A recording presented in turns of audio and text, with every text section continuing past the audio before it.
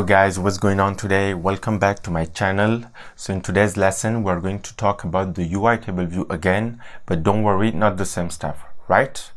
Indeed, we're going to focus on the prototype cell. Do you remember? This is the cell that serves to design the table view's cells layout. Actually, I'm gonna show you how to customize it and make it look very cool. Okay, to do that, we're going to build today an app that displays some cafes around the world with their names and locations. You'll see it's gonna be very fun today. Moreover, it will allow me to show you another way to use the UI table view different than the last time. So if you're ready now, let's get started. Okay, fire up Xcode and select create a new Xcode project. Okay, then select single view app here and click next, like this. On this page you will choose the name of your project, which will also be the name of your app. So I'm going to call it Cafegram EN, okay, for the English version of the course, and leave the rest as it is and click next, then save the project on your Mac. Once you arrive in the Xcode interface, you will first change the simulator to iPhone X, okay? And now if we take a look at our prototype, you notice that we need images, so I'm going to import them and put them into the assets catalog, okay? Here. Like this.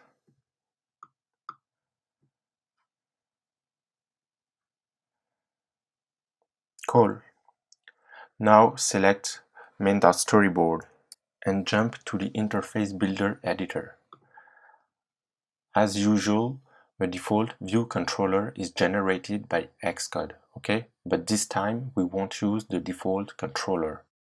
Select the view controller and press the delete key to delete it, okay?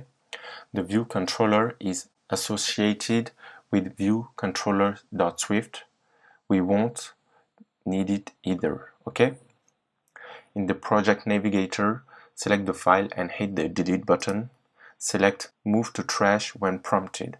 This will completely delete the file. Right.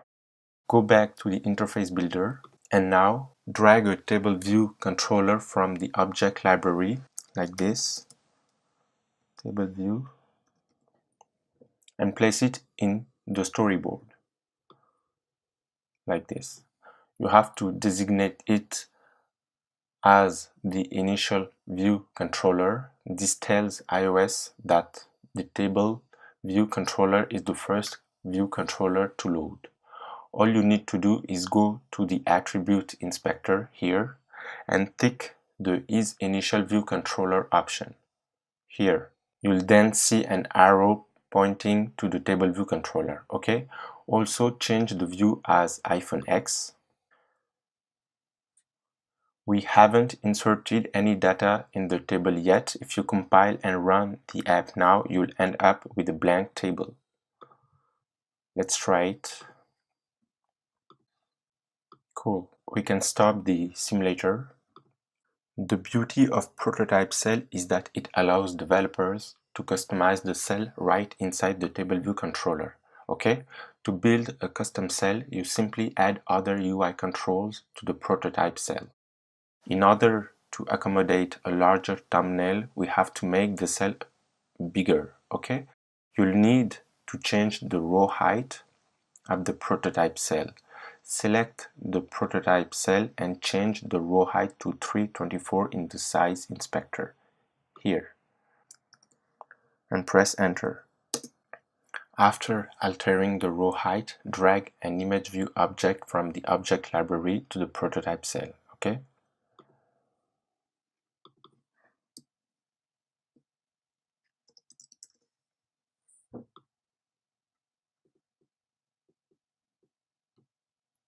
You can select the image view, click the size inspector here, and change the attribute of X, Y, width, and height like this.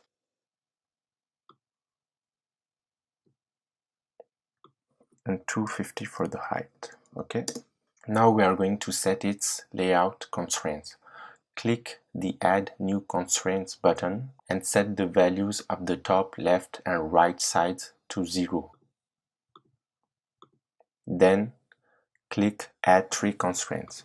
We'll set the layout constraint of the bottom side later once we'll have the labels too, okay? Also in the Attributes inspector here, change the content mode to aspect fill like this to fill the size of the view. Finally, set the height to 250 by going to Document Outline and Control drag horizontally on the image view, then select height. Next, we will add 3 labels to the prototype cell. To add a label, drag a label object from the object library to the cell, like this. Name the first label name. Okay. Instead of using the system font for the label, we'll use a text style. For now, just go to the Attributes inspector and change the font to Text Styles Headline. Here. Headline. Okay. Done. To make it fit, click once on the button, then press Command equal. Okay. Now drag another label to the cell and name it type. Okay. Here. Enter. Change the font to Text Styles Subhead. Okay. And set the font color to dark gray. Here. I've covered stack views in previous lesson. Not only can you use stack views in a view controller, you can also apply stack views to lay out the components in a prototype cell. Thus, instead of defining the layout constraints for each of the labels, we will use stack views to group them together. First, hold the Command key and select the 2 labels. OK. Click the stack button in the layout bar to embed them in a vertical stack view. Cool. Go to the Attributes inspector and change the spacing of the stack view from 0 to 5. Here. This will add a space between the labels. Also set the alignment to leading. Lastly, create another label and name it location.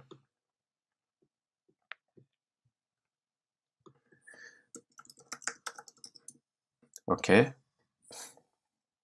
Similarly, change the font style to Text Style Subhead. Here. Done. And set the font color to dark gray. Select both the label and the stack view here in Document Outline. Click the stack button in the layout bar. Interface Builder will embed them into a horizontal stack view. You can nest stack views to create complex layouts. Again, it doesn't mean you don't need to use auto layout. We still need to define the layout constraints for the stack view. Okay, now select the stack view to be sure and click the pin button here. In the layout bar, set the values of the left, bottom, and right sides to 8, 5, and 8 respectively. Okay, like this.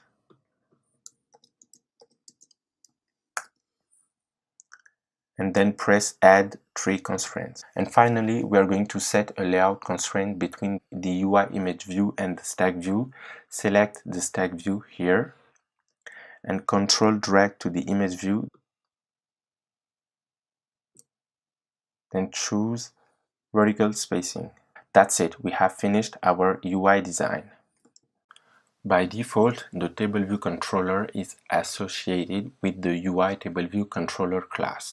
In order to populate our own data, we have to associate it with our own class. Okay, so go back to the project navigator and right-click the CafeGram folder here. or press Command N, or click the plus icon in the bottom left side and select File to create a new file here. Okay, you have three ways to create a new file. Choose Cocoa Attach class as the template and then click Next. Name the new class Cafe Table View Controller. Cafe Table View Controller. Okay, because we are working with a table view controller, change the value of subclass of to UI table view controller. Keep the rest of the values intact, then click Next and save it into the project folder. You should see the Cafe Table View Controller.swift file in the project navigator now. Here. If you are new to programming, you may wonder what a subclass is. Swift is an object-oriented programming language. In OOP, a class can be inherited by another class. In the example, the Cafe Table View Controller class inherits from the UI Table View Controller class. It inherits all the states and functionalities provided by the UI Table View Controller class. Okay?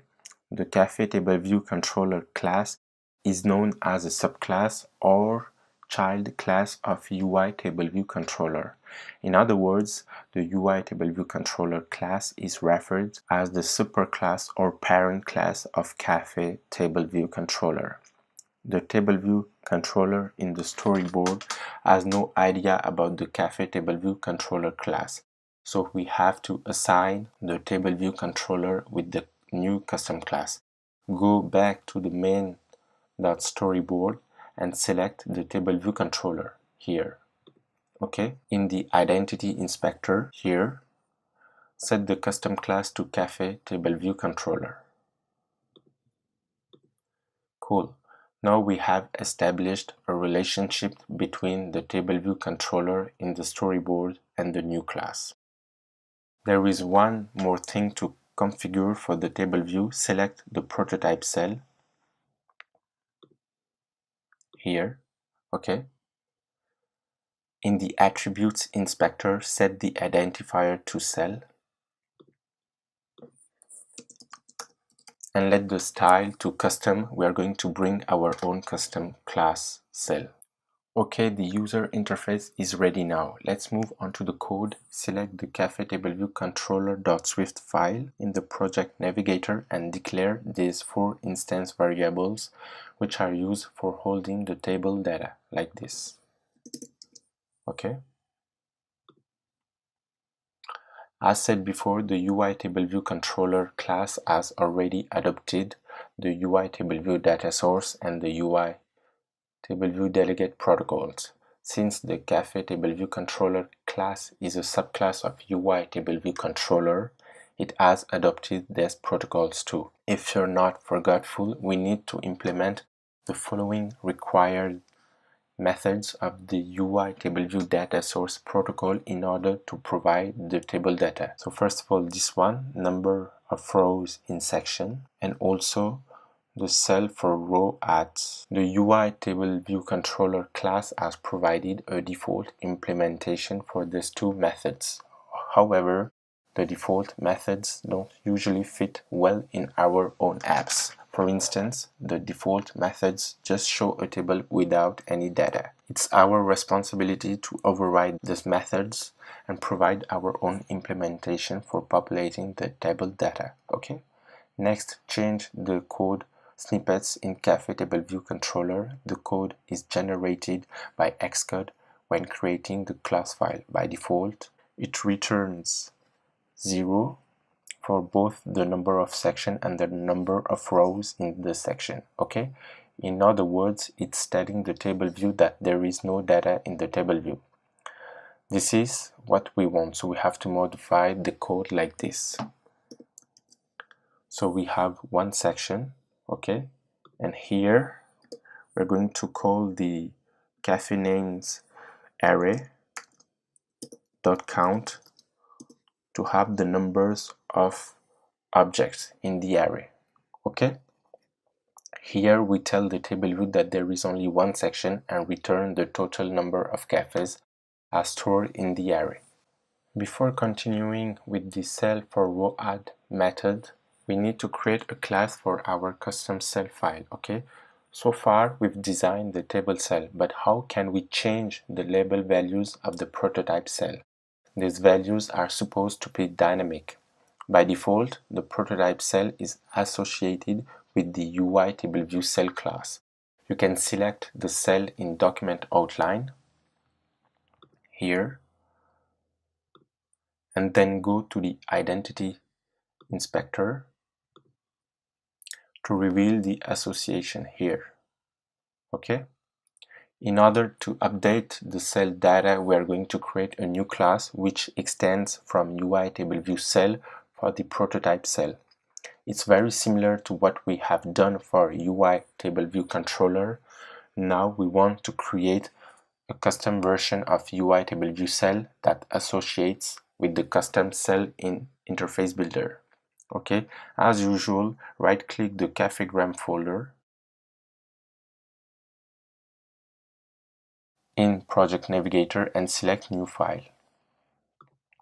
After selecting the option, Xcode prompts you to select a template, as we are going to create a new class for the custom table view cell. Select Cocoa Touch class and click Next.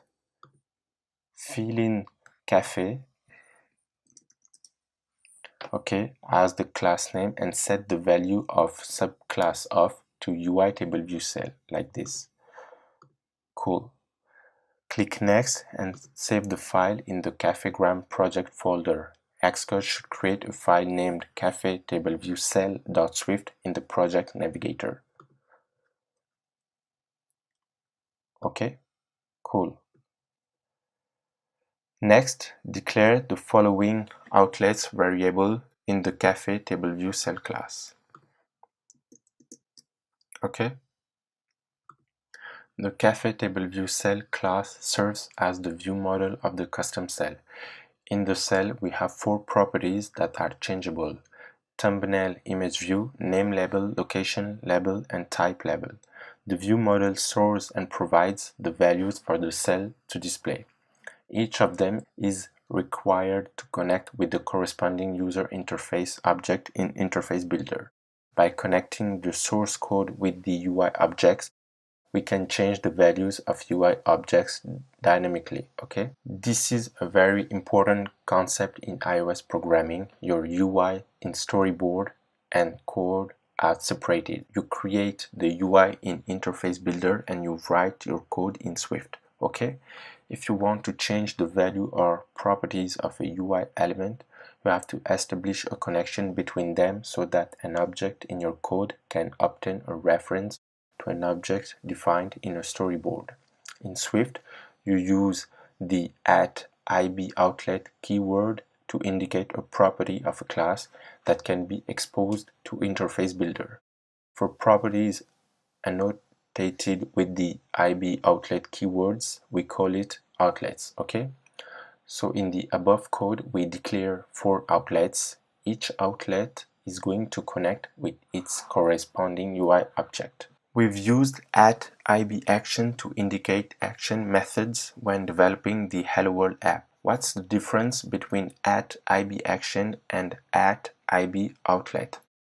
Actually, @IBOutlet is used to indicate a property that can be connected with a view object in a storyboard. For example, if the outlet is connected with a button, you can use the outlet to change the color or title of the button.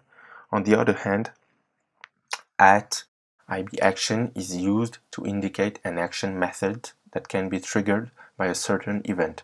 For instance, when a user taps a button, it can trigger an action method to do something, okay?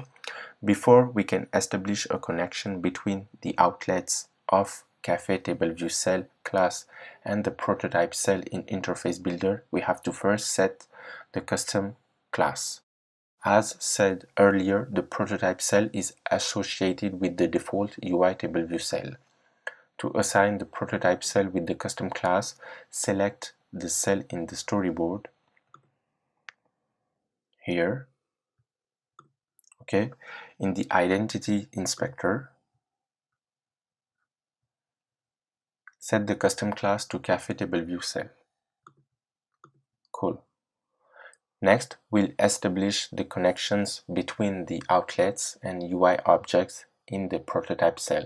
Okay, in Interface Builder, right-click the cell in the document outline view to bring up the outlets inspector. Like this. Drag from the circle to the image view object in the prototype cell. Okay. Repeat the above procedures for the following outlets. Location label connects to the location label in the cell.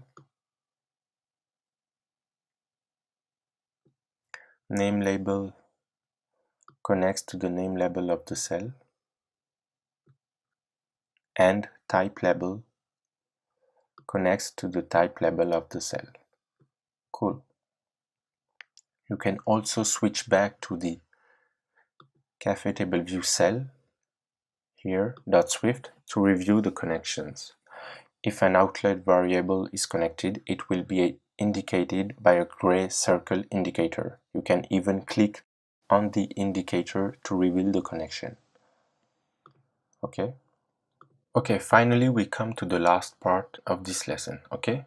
In the cafe table view controller.swift file, we need to modify the cell for row add method to add our custom cell here. But first of all, you are going to uncomment it like this. And now we can work on.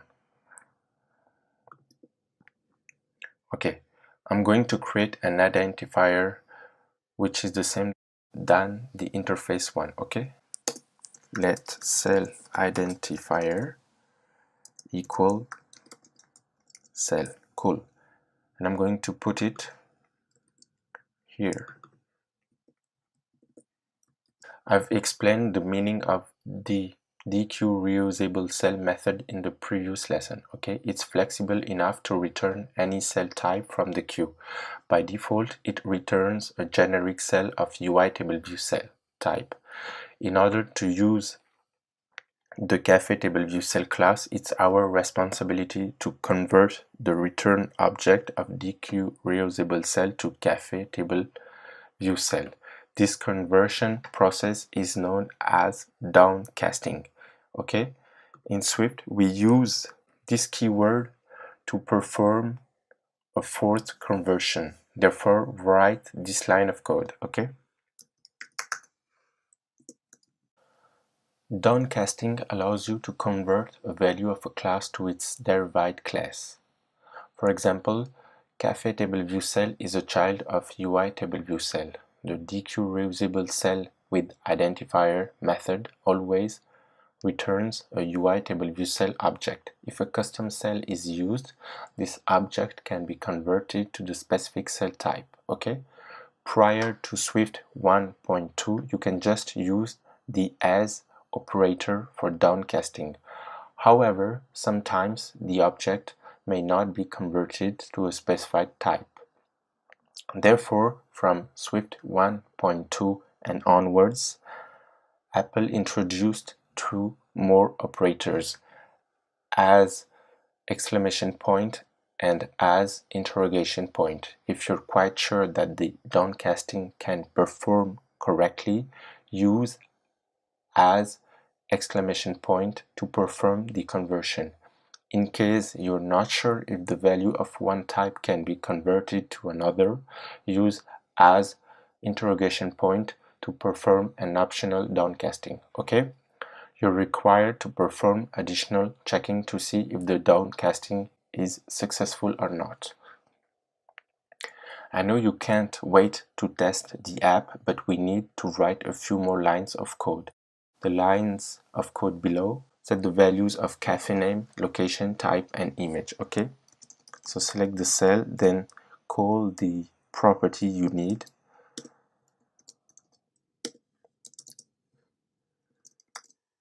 And link it with the right array. Okay,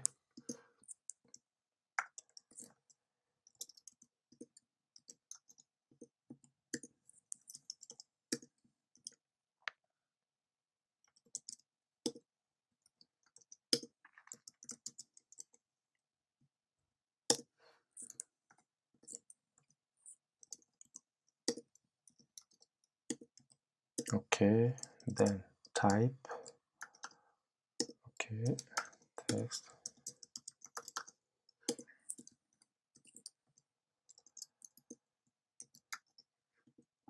and finally the thumbnail image view dot image equal UI image. Okay, cafe, so cafe images. Because this array also contains strings, it works, okay?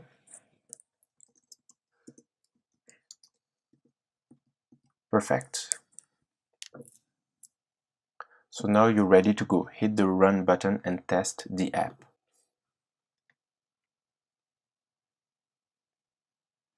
Okay, as you can notice, the images are beyond the frame. You have to check the option clip to bounds in the attributes inspector after selecting the UI image view in document outline so that the images are fixed. So here you are going to choose thumbnail image view, and in the attributes inspector you are going to tick clip to bounds. Okay, and now if I run my simulator again, everything should be perfectly displayed. Cool. Okay, and also the app works in landscape orientation. So if I press command left, as you can see, our app is very nice. Okay.